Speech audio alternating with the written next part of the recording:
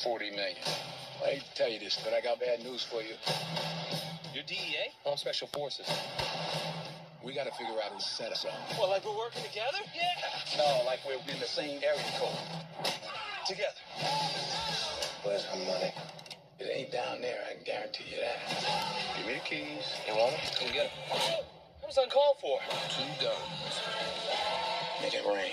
Rated R. In theaters August 2nd. Okay, in any other reality, this would be pretty badass. Denzel Washington and Mark Wahlberg starring in an action comedy together. Yeah, you would think that that'd be the case here, right? Nope. Welcome to Time About the Movies, everybody. We're starting a brand new month off by taking a look at 2 movies released on August 2nd of 2013. And both of them have 2 in the title. One is a sequel, one is a movie that has the number 2 in it. So this is essentially the episode of 2s, if you will. And our first movie that we have here, the biggest of the 2 new releases, is 2 Guns, in which we have a DEA agent played by Denzel Washington and a naval intelligence officer played by Mark Wahlberg finding themselves on the run after a botched attempt to infiltrate a drug cartel. While fleeing, they learn the secrets of their shaky alliance, neither knowing that the other was an undercover agent. And again, I went into this because of the pairing of Denzel Washington and Mark Wahlberg, because I knew the possibilities were there for greatness, and thankfully, they are the best things about the movie. They really do work off each other very well. They keep you invested in the film overall. Here's the problem, though. They're the only 2 things about this movie that are good. Okay, seeing Paula Patton's boobs is pretty awesome, especially with, the fact that, she had just broken up with Robin Thicke at the time, which Robin Thicke, what the fuck were you thinking, man? Because, I would have jumped on that almost immediately, but besides those 2 things, and also Denzel Washington and Mark Wahlberg, I ruined that joke by saying the wrong name, but you get the idea. This is a terrible movie, and it's a movie that doesn't look terrible when you watch the trailers for it. I mean, it doesn't look that great, but it doesn't look that bad. But this is one of those things where you have to look inside the book and not just judge it by its cover, because once you open that book and realize what you just read, you realize, oh yeah, this is a terrible movie. This is a movie that just doesn't work because it's lazy in terms of the story, it's lazy in the action, and pretty much just everything else. I mean, yeah, Washington and Wahlberg are great together, but like with The Heat, just because the 2 leads are working off each other, everything else is not going to work either. Because, yeah, everything else that's been done in this movie has been done to death so many times, and they try absolutely nothing new with it. It doesn't help that there are multiple bad guys in this, which, yeah, it's basically taking the Savage's playbook where you have no idea who the fucking bad guy is supposed to be. I mean, you can't take any of them seriously at all. They're all Saturday morning cartoonishly evil in terms of how bad they are. Edward James Olmos is this Mexican drug overlord. You have James Marsden as this corrupt naval officer. Bill Paxton's a corrupt CIA agent. I mean, Bill Paxton is so awful in this movie because he's just out in the open, and you could just easily tell he's the bad guy from the first moment you see him on screen. Like, he does not give a fuck at all, and not in a good way. Like, at least with Olmos and Marsden, you kind of see the hidden evilisms in them all, but they don't really show it until later on. But Paxton's not even trying to hide in this movie. Like, Hicks from Aliens would look at Paxton's performances and go like, game over, man, game over. And it's like, the worst thing about this is that he died shortly after this movie came out, so this was one of the last things people saw him, man. But, hey, to his credit, he at least ended his career on a much better note with Edge of Tomorrow. I'll give him that, but there's also way too many stupid twists, and I hate movies with stupid twists and turns, and too many double crosses that serve no purpose to the story whatsoever. There's plot threads in this that make no goddamn sense at all. Why do Washington and Wahlberg blow up the diner a day before they rob the bank? What does that even do to them? Like, the whole thing with Paula Patton's character, like, who's she really working for? The DEA, the bad guys? The movie never gives you an answer for it, and quite frankly, they don't give a shit whatsoever. The biggest problem with this movie is that, just like The Bourne Legacy the year before, it's the most simplistic, predictable action movie that we have ever seen, and it's been done to death.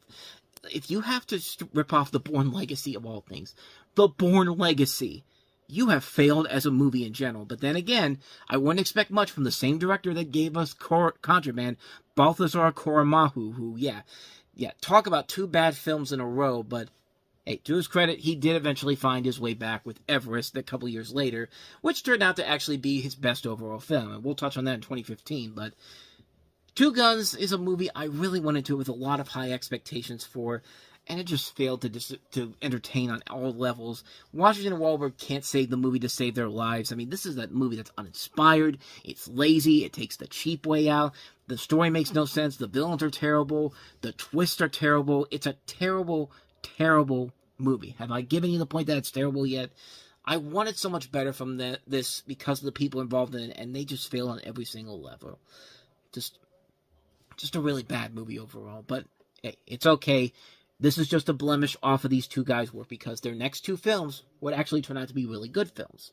Mark Wahlberg will get to redeem himself with Lone Survivor at the end of the year, and then Denzel Washington will redeem himself the next year with The Equalizer. So, all is right with the world, and I consider this to be one of the few mistakes that these two guys have made as stars in films.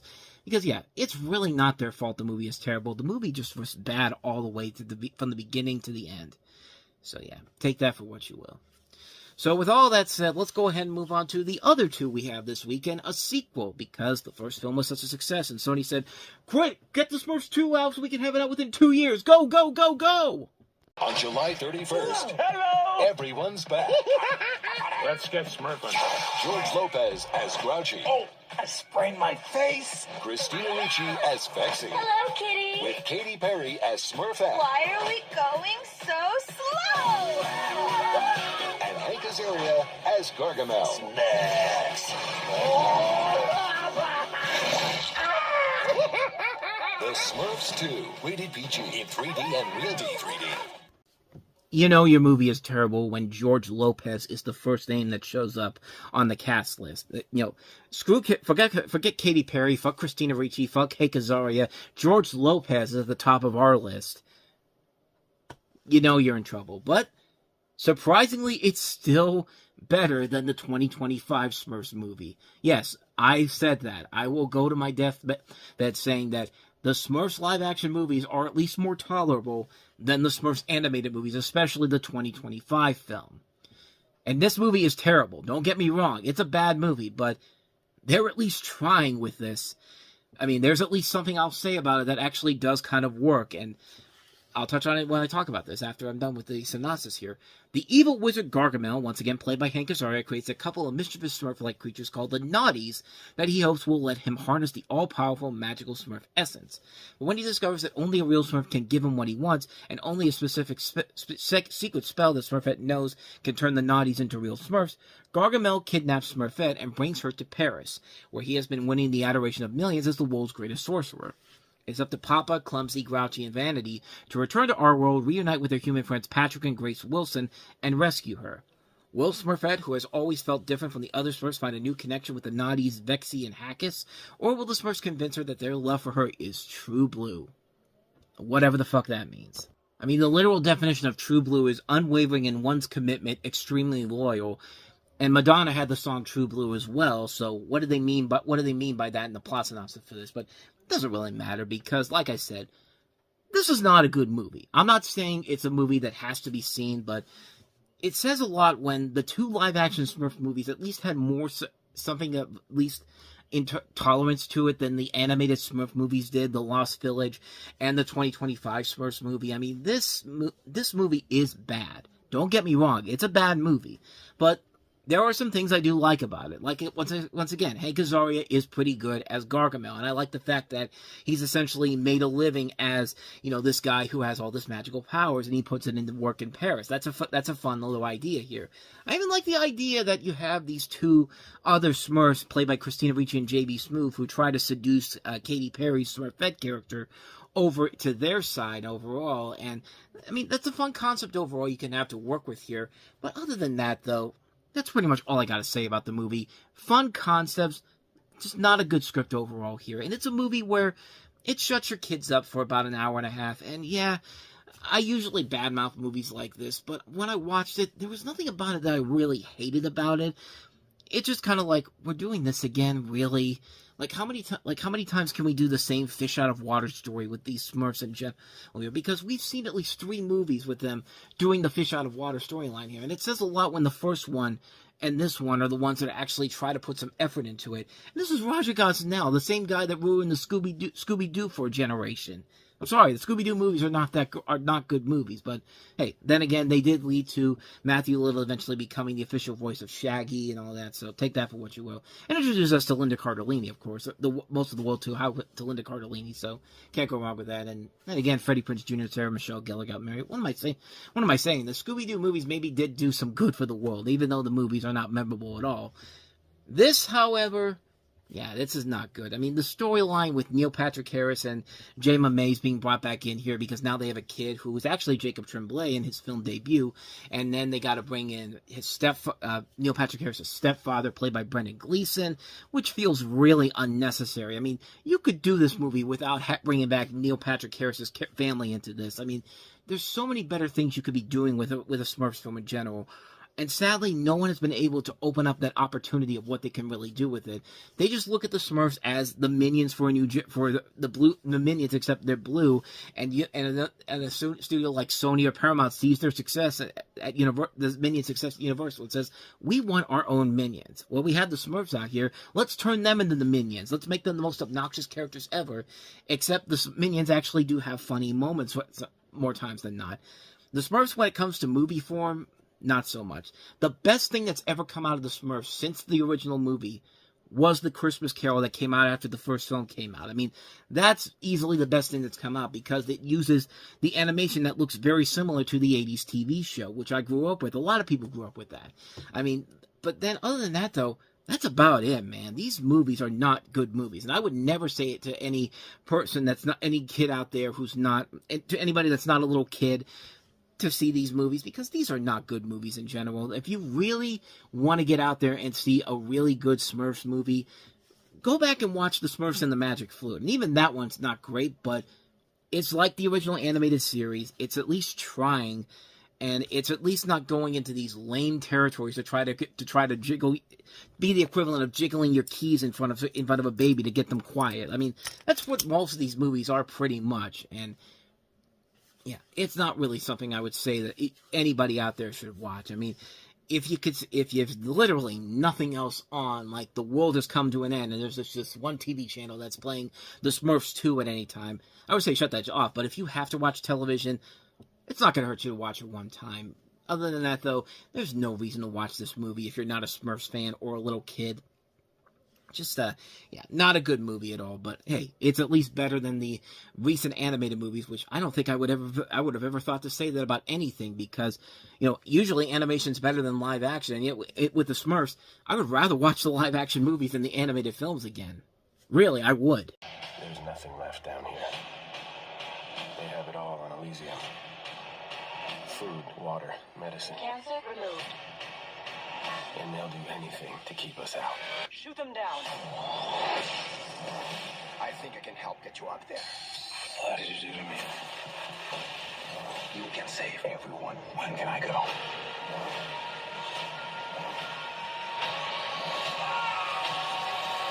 Elysium, August 9th. And welcome to Time About the Movies. Today we are taking a look at that's how many movies we've got. 7 movies for August 9th, 2013. So we have a lot of films to get to here. Let's just jump on into it and start with the biggest of the new releases. That is, of course, Elysium. In the year 2154, 2 classes of people exist. The very wealthy who live on a pristine man-made space station called Elysium, and the rest who live in an overpopulated, ruined Earth. Secretary Rhodes, played by Jodie Foster, a government official, will stop at nothing to enforce anti-immigration laws and preserve the luxurious lifestyle of the citizens of Elysium. That doesn't stop the people of Earth from trying to get there by any means they can. When unlucky Max, played by Matt Damon, is backed into a corner, he agrees to take on a daunting mission that, if successful, will not only save his life, but could bring equality to the polarized worlds. And yeah, there was a lot of high expectations for this, considering that this was Neil Blomkamp's follow-up to District 9, and when it came out, the reviews were mostly mixed. Either you loved it or you hated it, and quite frankly, I was one of the people that really enjoyed it. I thought it was pretty good. I don't think it's anywhere near as good as District 9 is. I mean, District 9 is a classic movie that really shows what this director was capable of doing with such a small budget overall. Here he's got a much bigger budget to work with here, and it definitely shows in this case here, but there's still a lot of good things about the movie I did really enjoy. Matt Damon's character is very likable here. You really do feel for the guy, seeing all the stuff that he has to go through, gets the shit smacked out of him by guards because he makes a bad joke. His company treats him like shit, and worst of all, he gets so much radiation after he's forced to move a pallet and gets stuck with the radiation sprays on the robot bodies. And, you know, ordinarily you would think being exposed to gamma or radiation, that would instantly turn you into the Incredible Hulk, but, I mean, that would have made this movie much more awesome if Matt Damon just all of a sudden just randomly turns into the Hulk. But no, in this case, it's basically the equivalent of Adam West and Family Guy going around lying in a thing of toxic waste, hoping to get superpowers. And then the doctor on the show goes like, Mayor West, you have a cancer, and he's just like, what were you doing thinking about going into that? Going into there. I was going into that toxic waste. I was trying to get superpowers. Well, it's ridiculous. Ridiculous, yes. That's pretty much what would happen in real life, but the action sequences overall are really good. The movie does take advantage of the R rating pretty well with some really good effects, especially when you see Charlton Copley's head getting blown out. That was pretty badass. The story's good too. It's a very cliched, riddled storyline, kind of similar to something like a Gattaca in a way. And the movie does keep a good enough pace at 2 hours, and under 2 hours. It's nice to see a blockbuster not go over that long, and just cut it off at the right time, and I think it works better that way overall.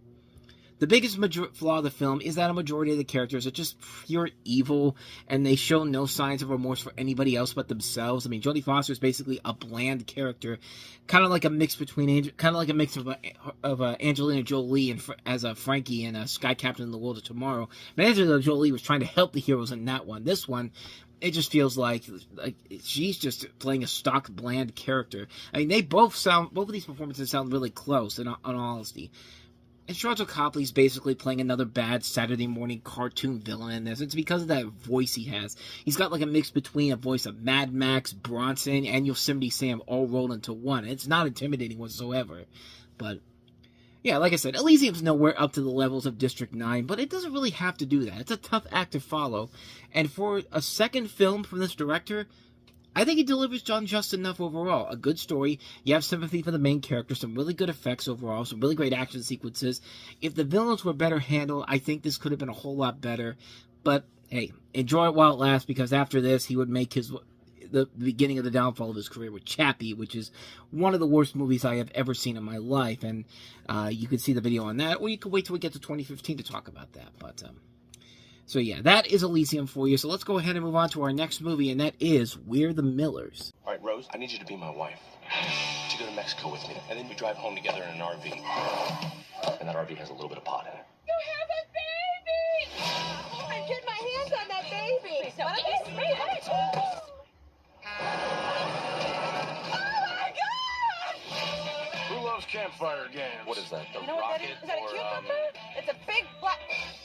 It's a skateboard. Of course it is. The big black skateboard. We're the Millers. Rated R. August 7th.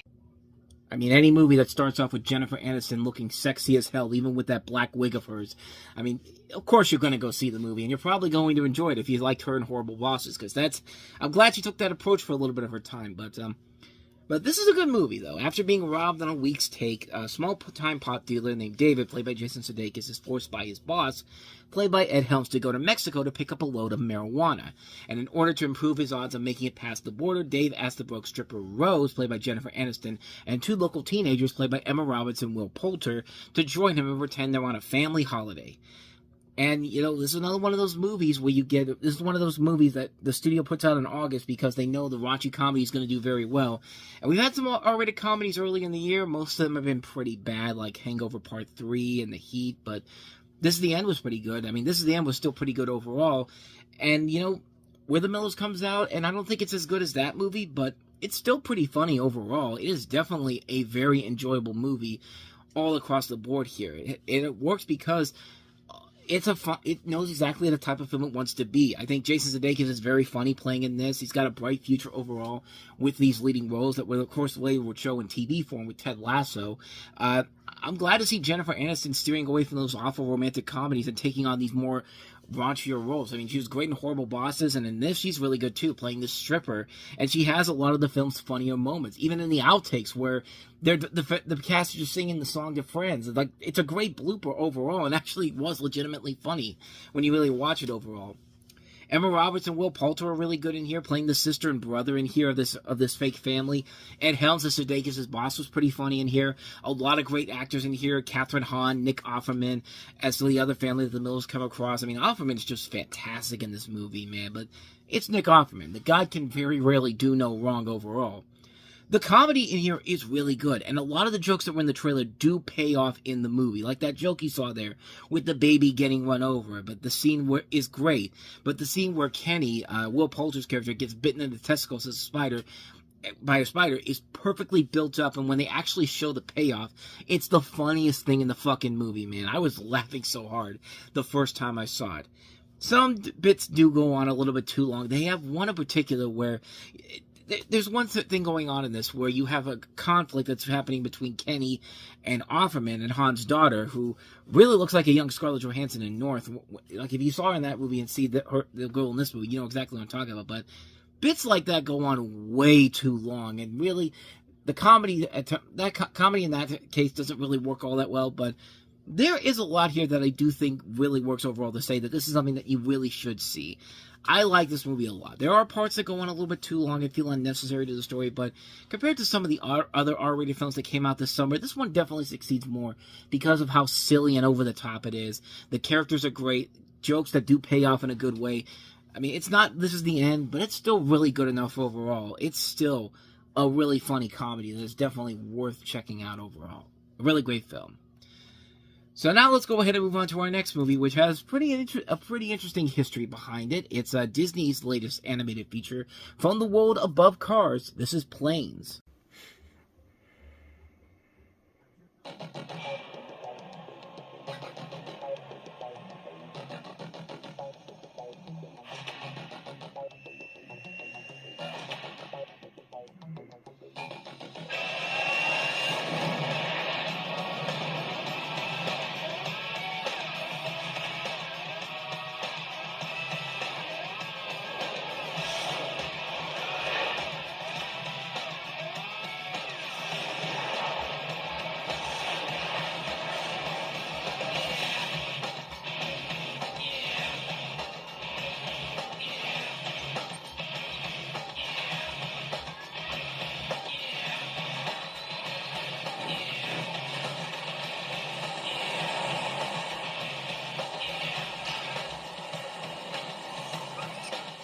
Okay, guys, on second thought, You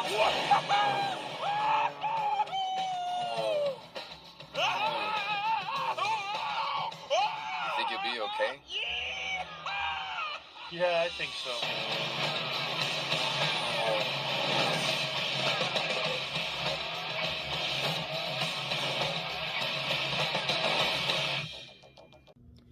Fun fact, that was actually the first time I ever heard Dane Cook in that trailer as the voice of Dusty, because this was originally supposed to be a direct-to-video movie, and before that, they had John Cryer doing the voice of Dusty.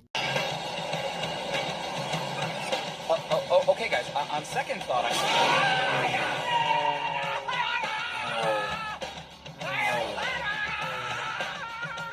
You think you'll be okay? Yeah, I think so. But I guess because it's not a movie it's because it's going to theaters, somebody at Disney said, you know, this Dane Cook guy still has some potential as a leading actor. Let's go ahead and cast him in this. Why?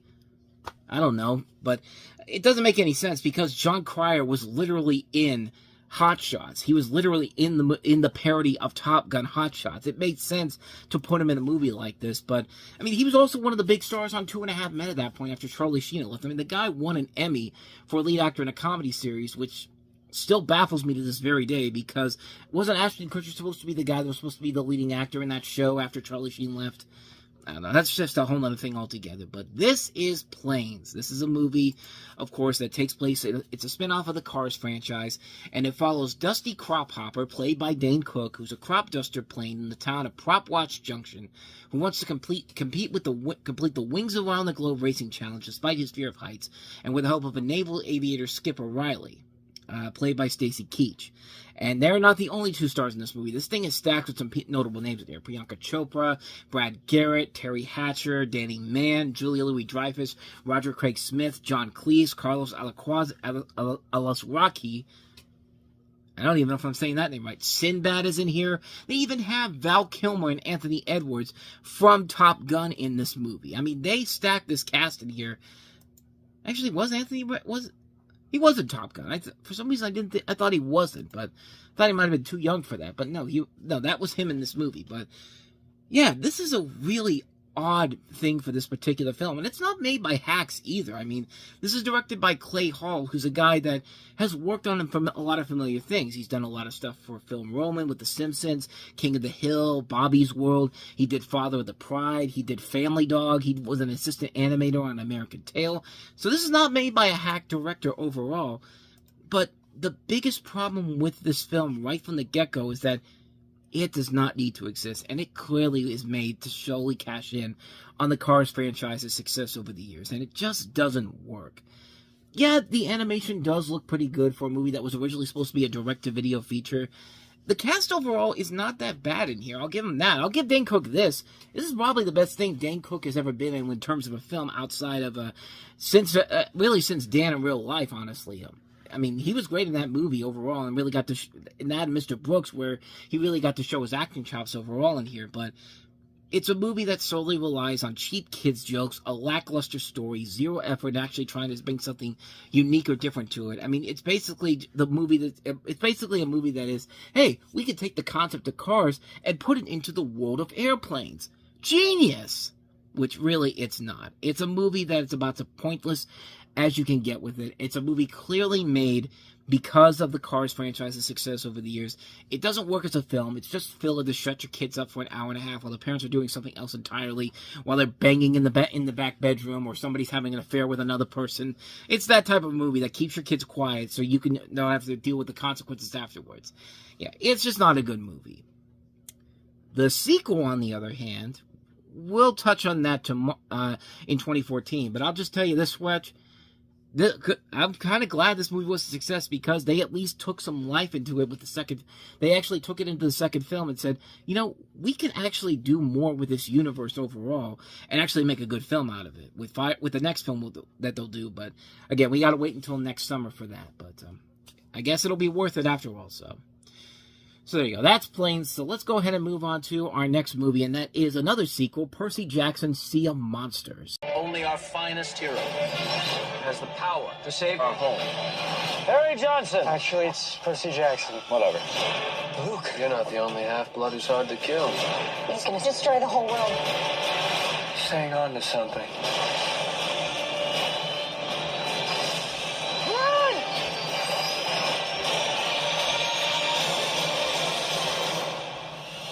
Percy Jackson, Sea of Monsters, in Real D 3D and Digital 3D, rated PG. I see we're bringing in some elements of Transformers with the way that the creatures look, and hey, Stanley Tucci comes into the year, a few months before he joins the Transformers franchise, but no, this is Percy Jackson, Sea of Monsters. This is, of course, the sequel to the Lightning Thief that came out 3 years ago, and it's the second and last installment of the film series before it eventually spawned over to the Disney Plus series that's currently on the air right now. But in this movie, you have the continuing adventures of Percy Jackson, once again played by Logan Lerman, and his friends as they journey to the Epimonious Seat of Monsters to retrieve the Golden Fleece in order to save the tree barrier that protects their home. You have the return of people like Brandon T. Jackson, Alexander Daddario, and Jake Abel, while you have new people in here, Nathan Fillion and Anthony Head, as well as Stanley Tucci and Douglas Smith. And in terms of the movie itself, it's just kind of on par with the first film in general, meaning it's not really that great overall. Like, I never really got into these movies overall, so it does fit with the identity of the first film in general here. I mean, I'll give them credit for at least trying this time around to build the story up a little bit, but nothing about these movies ever really made me say, wow, I want to read these books overall. I mean, there's a good idea in here, and I think the Disney Plus show has done a pretty good job of expanding that idea with the series. I've only seen like 1 or 2 episodes, and I didn't think they were that bad overall. But other than that, though, the movies don't really do a whole lot with this universe here. And it doesn't help that it's directed by the same guy that did the first Diary of a Wimpy Kid movie. So, yeah, that's already kind of losing me right from the get-go there. But other than that, though, if you like the first movie, you'll probably like the second film. If you're not, then you're probably not going to like it so much. So, with all that said, let's go ahead. We've taken a look at some of the bigger, wider releases this weekend. Now let's get to some of the indie titles that we have this weekend. Let's take a look at our first movie, Amanda Seyfried as Linda Lovelace in Lovelace. How does it feel to be the poster girl for the sexual revolution? To me, it's a movie. Like any other movie, only it has so many better things in it. Like what? Like me. I mean, the only thing you can really take away from this movie that's great is Amanda Seyfried as Linda Lovelace. I mean, this is a movie where she is really knocking it out of the park. I've always loved her as an actress, all the way from working Mean Girls, and the fact that she's not afraid to get naked anytime she needs to and be in these very dark, provocative movies. I mean, Chloe's one of those great examples of that, where she's literally has a lesbian sex scene with Julianne Moore. I mean, who doesn't want to see that if you're a guy? But Deep Throat, the first pornographic feature film to be a mainstream success, was an international sensation in 1972 and made it star Linda Lovelace, played by Seyfried, a media darling. Years later, the poster girl for the sexual revolution reveals a darker side to her story. This also features a cast and includes Peter Sarsgaard, Sharon Stone, Robert Patrick, Juno Temple, Chris Noth, Bobby Cannavale, Hank Azaria, a couple people who were just at the Steel City Con this past weekend.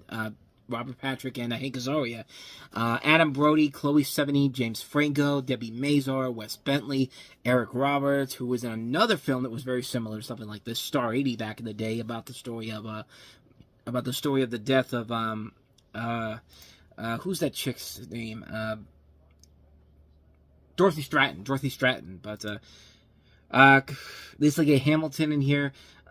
This is a movie where it's the typical biopic where a film essentially, the performance is great, the rest of the movie, not so much. It's a film that's literally the definition of a style of a substance movie, and a biopic clearly probably made with the attention of the family, so that the deeper, darker moments in here really are not going to shine out in general here. But to the film's credit, Amanda Seyfried really is the one highlight of the movie. I mean, she really is giving a compelling performance in here that just really knocks it out of the park. In fact, her and Peter Sarsgaard overall are pretty good in this. It's funny because there was actually a moment in here where, the character of Sarah Jessica Parker was supposed to be in this movie playing Gloria Steinem, because there was a segment that was supposed to cut from 1984 to 1980, and because they changed the time setting of that, they basically cut her scenes out in general with this, and so she's not even in this movie here, and you wouldn't even know it overall. It just felt kind of unnecessary to even have her in here, honestly, but at the same time, there's nothing really about this movie that makes it shine on anything in particular, except the fact that you have Amanda Seyfried giving this really good performance overall. That's the one thing that really makes you want to see the film, is this great performance by Seyfried. But other than that, though, there's really nothing else about this film that kind of makes it stand out or anything. It's just kind of a generic biopic movie that doesn't really give you anything new or groundbreaking in terms of the information about this person that you didn't know already. And it just didn't. The story overall really is the weak link of the movie in general. The best thing about the film is Seyfried and Sarsgaard. They're the things that really are making this film worth it in the end. But other than that, though, there's nothing really more about this film that needs to be seen overall. I mean, honestly, it's a mixed bag of a movie, but I say for a one-time watch, it's definitely worth it. But other than that, there's no reason to go check this movie out in general. Amanda Seyfried's been in so many other better movies than this, so. With that said, let's go ahead and move on to our next movie, Lake Bell, writing, directing, and starring in a World. Or, I'm sorry, In a World. In a world. In a world. World. In a world. Hey, make sure your phone's turned off. I think we're getting some feedback out here. Oh. Sorry. Ready. See, you kids out there do not remember the good old days of movie trailer announcers. You've never heard of voices like Don LaFontaine, or John Leader, or Hal Douglas, or Percy Rodriguez, or Al Chalk, all these memorable movie trailer voices that you kept hearing on every movie trailer from the 60s all the way up to the early 2010s, and it has sadly become a dying thing overall to not have a voice artist doing a trailer voice anymore. Yeah, it's hard to believe that time has come now, unfortunately. This movie's not even 12 years old, and that sadly is what a sad truth in this world today. But In this movie, an underachieving vocal coach played by Lake Bell is motivated by her father, the king of movie trailer voiceovers, to pursue her aspirations of becoming a voiceover star. Amidst pride, sexism, and family dysfunctions, she sets out to change the voice of a generation. And this is a movie where it's interesting because in the same year, her and Sarah Polley got recognition for being kind of the future of filmmakers as a whole. People were looking at these two potentially as filmmakers in the future that could eventually become amazing directors in their own rights. And Sarah Polley herself went on to become that person, as she won an Oscar later on for Women Talking for writing the script for that. And Lake Bell writes and directs this movie, and really, it's a film that I highly recommend worth checking out in general. Not just because of the premise of it overall, which, yeah, for those of you out there that don't remember the days of the movie trailer voices, this is a great reminder of what that was like back in the day. But not only that, Lake Bell really has a knack for writing and directing a solid film like this that really gives her a chance to shine and show what everybody could do. Which shows her what she can do as an actress overall. She doesn't have to be the straightforward comedian in this. She can do a lot of dramatic roles in here, and she's got a great cast working around her. Dimitri Martin, Rob Corddry, Michaela Watkins, Ken Marino, Nick Offerman, Tig Notaro. A really solid cast overall here. A really good movie that, like I said, really dives into the dynamics of what the movie trailer voice announcer and how significant it was back then, even back around this time period. It's a really, really entertaining film. Very underrated little gem of a movie that really nobody has really talked about since then, and I really do think it's one that's definitely worth checking out overall. Seek this one out if you haven't seen it. In a World is definitely worth it. So with that said, let's go ahead and move on to our last film that we have here, and that is I Give It a Year. Fornication. I'll read that again. For an occasion like this, Nat's got it all. She's brilliantly clever, apparently really delivers in the bedroom. Like mother, like daughter, eh? So Nat and Josh. From the same director that made the best Home Alone sequel since Home Alone 2 Lost in New York. At least in this guy's opinion. I'm sorry, I don't like Home Alone 3 or 4 or 5, but I kind of like Home Sweet Home Alone. This is the same director that made that movie. But then again, he also did Dirty Grandpa, so mixed bag of a director overall.